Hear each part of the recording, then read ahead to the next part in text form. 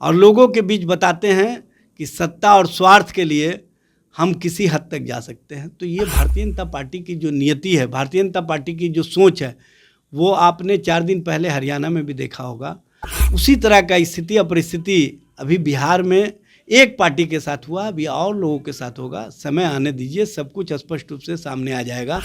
Bharatiya Janata party किसी भी स्थिति और परिस्थिति में अपनी सत्ता को बनाए रखने के लिए, बचाए रखने के लिए तिनके तिनके को जोड़ रही है, और जिनसे उनको लगता है कि अब हित मेरा नहीं सधने वाला है, तो उनको बाहर का रास्ता भी दिखाती है। महंगाई के सवाल पर हम आम लोगों के साथ खड़े रहें।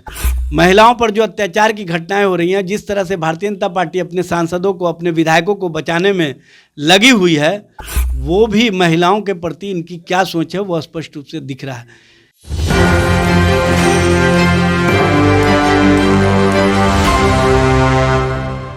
नमस्कार, मेरा नाम प्रिंस मिश्रा है और आप न्यूज़ 24 देख रहे हैं। जिस तरीके से पशुपति पारस और चिराग पासवान के बीच घमासान चल रहा था, लेकिन अब जो है एनडीए ने क्लियर ये कर दिया है कि चिराग पासवान को एनडीए के साथ रहना होगा। और कहीं ना कहीं अब ये देखा जा रहा है कि पशुपति पारस को जो है वो किनारा करते हुए एनडीए की सरकार जो है किनारा करते हुए नजर आ रही है। ऐसे में हम लोग जानने का प्रयास करते हैं कि क्या सचमुच में पशुपति पारस, जो कि एनडीए का हिस्सा हमेशा बताते रहे और उनके खिलाफ एक भी शब्द बोलने से मनाही वो करते थे, क्या लगता है कि सर पशुपति पारस को जो ये नज़रअंदाज किया जा रहा है एनडीए की तरफ से, क्या लग रहा है आपको? ये तो भारतीय जनता पार्टी को बताना होगा, क्योंकि परिवार के प्रति उनकी कोई संवेदना होती नहीं है, और परिवारी लोगों को कहीं ना कहीं अपने पार्टी में जोड़ने का भी काम करते हैं। दोहरी राजनीति भारतीय जनता पार्टी का जो चल रहा है और दोहरी सोच जो चल रहा है वो स्पष्ट रूप से दिखता है। आपने देखा होगा, पहले रामविलास जी के मृत्यु के उपरांत जो लोजपा को इन्होंने तोड़ने का काम किया, और उसमें जो भूमिका रही भारतीय जनता पार्टी और जनता दल यू की, वो स्पष्ट रूप से दिखी, ये बताने की आवश्यकता नहीं। और उस समय 5 सांसदों के साथ पशुपति पारस जी को केंद्र में मंत्री बनाने का काम किया और चिराग पासवान को बाहर का रास्ता दिखा दिया। अब चिराग पासवान को साथ ला करके पारस जी को बाहर का रास्ता दिखा रहे हैं। तो ये लोग इस तरह की राजनीति करते रहे हैं, इस तरह की राजनीति में इन लोगों को मज़ा मिलता है, और कहीं ना कहीं ये इस तरह की राजनीति करके जनता और जनता के बीच में जो विचार है, जो सोच है, उसको कमज़ोर करने का काम करते हैं, और लोगों के बीच बताते हैं कि सत्ता और स्वार्थ के लिए हम किसी हद तक जा सकते हैं। तो ये भारतीय जनता पार्टी की जो नियति है, भारतीय जनता पार्टी की जो सोच है, वो आपने 4 दिन पहले हरियाणा में भी देखा होगा। उसी तरह का स्थिति और परिस्थिति अभी बिहार में एक पार्टी के साथ हुआ, अभी और लोगों के साथ होगा। समय आने दीजिए, सब कुछ स्पष्ट रूप से सामने आ जाएगा। भारतीय जनता पार्टी किसी भी स्थिति और परिस्थिति में अपनी सत्ता को बनाए रखने के लिए, बचाए रखने के लिए तिनके तिनके को जोड़ रही है, और जिनसे उनको लगता है कि अब हित मेरा नहीं सधने वाला है, तो उनको बाहर का रास्ता भी दिखाती है। तो ये बाहर का रास्ता और अंदर का रास्ता वाली जो राजनीति भारतीय जनता पार्टी करती रही है, और जो उनके साथ जुड़े हुए लोग हैं, वो कहीं ना कहीं लोभ में या एक अदद सीट के लिए जो उनके साथ अपने आप को जोड़ने का काम करते हैं, उन सब का पोल खुल गया है।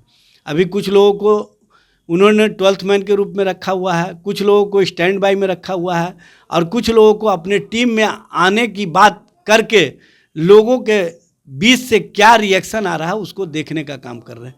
ये 3-4 तरह की राजनीति भारतीय जनता पार्टी जो कर रही है ना, उसका खामियाजा आने वाले समय में जनता और जनता के द्वारा कहीं ना कहीं चुनाव में दिखाने का काम किया जाएगा, और बताने का काम किया जाएगा कि अब इस तरह की राजनीति को देश की जनता बर्दाश्त करने के लिए तैयार नहीं है। देश की जनता दिल से भारतीय जनता पार्टी को सत्ता से बाहर कर चुकी है।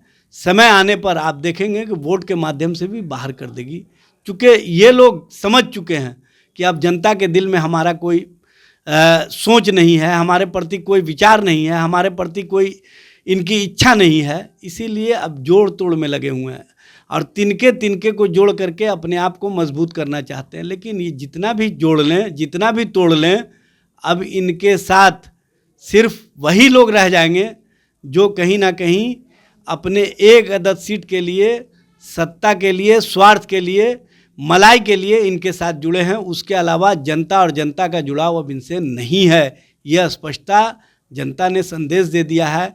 अब बिहार से तो स्पष्ट रूप से संदेश लोगों ने दे दिया है कि हमको तेजस्वी जैसा नेतृत्व, तेजस्वी जैसा सोच वाला नेता चाहिए, जो सही माने में युवाओं के लिए, युवाओं के हित के लिए, युवाओं के रोजगार के लिए, युवाओं के नौकरी के लिए काम ही नहीं करता है, बल्कि उस पर आगे बढ़ करके उनके साथ खड़ा होता है।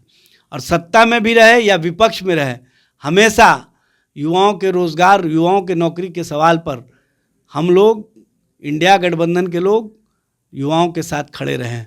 महंगाई के सवाल पर हम आम लोगों के साथ खड़े रहें।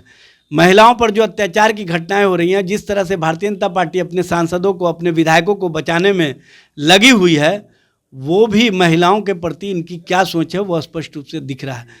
और गरीबों को और गरीब बनाने का जो इनका एक्शन प्लान चल रहा है, और इनके साथ जो हम दो, हमारे दो की नीतियाँ चल रही है, और दो खरीदने वाले और दो बेचने वाले, यही राजनीति इनका पूरी तरह से, और इसी कवायद पर पूरी तरह से जनता को ठगने का जो काम कर रहे हैं, सभी चीज़ का पोल खुल चुका है। आप इसीलिए देख रहे होंगे कि हर दिन ये नए नए मुद्दे लेकर के आते हैं, और वो मुद्दे अब जनता के बीच में स्वीकार नहीं होते हैं। इसीलिए ये तरह तरह का प्रपंच करके अपनी राजनीतिक विरासत को बचाना चाहते हैं, अपनी पार्टी को बचाना चाहते हैं, अपनी राजनीतिक रोटियां सेकना चाहते हैं। वो अब चलने वाला नहीं है। बिहार और देश की जनता आने वाले समय में जो परिवर्तन का आगाज़ बिहार से हो चुका है, वो देश में भी देखने को मिलेगा। और देश की राजनीति से भारतीय जनता पार्टी या भारतीय जनता पार्टी का जो स्वार्थ की राजनीति है, उसका सफाया हो जाएगा। आखिरी सवाल लेते हैं। कहा जा रहा है कि पशुपति पारस कुमार जो है वो जो है इंडी गठबंधन से काफ़ी ज़्यादा क्लोज होते जा रहे हैं। क्या आपका दरवाज़ा खुला है क्या? देखिए, हमारे नेता तेजस्वी जी ने स्पष्ट संदेश दिया है सभी लोगों के लिए कि हम लोग अपने विचारों पर टिके हुए हैं। हम लोग जहां खड़े थे वहीं खड़े हुए हैं। अब जो लोग अपने एक अदद सीट के लिए, अपने सत्ता के लिए, अपने स्वार्थ के लिए, अपने आप को ठगाने के लिए वैसी जगह पर गए हैं, तो उनको स्पष्ट रूप से संदेश देना होगा, बताना होगा कि हम विचारों के साथ खड़े हैं या सत्ता और स्वार्थ के साथ खड़े हैं। अगर विचारों के साथ हैं तो स्पष्ट रूप से जनता के बीच में आकर के बताना होगा कि हम विचारों के साथ रहेंगे। विचारों के लिए हम किसी स्थिति और किसी परिस्थिति में हम विचारों वाले के साथ ही रह सकते हैं, ये बताना होगा। ये नहीं कि हम आए और सत्ता और स्वार्थ के लिए, एक अदद सीट के लिए हम राजनीतिक हित साधने का काम करें। वो चीज़ अब चलने वाला नहीं है। इस तरह की राजनीति जो लोग कर रहे हैं, उनको आने वाले समय में भी पछतावा होगा, और जो इस तरह की राजनीति को बढ़ावा दे रहे हैं, उनको भी कहीं ना कहीं नुकसान होगा। फिलहाल इस वीडियो में इतना ही। आपकी क्या प्रतिक्रिया होगी हमें कमेंट बॉक्स में ज़रूर बताइएगा। धन्यवाद।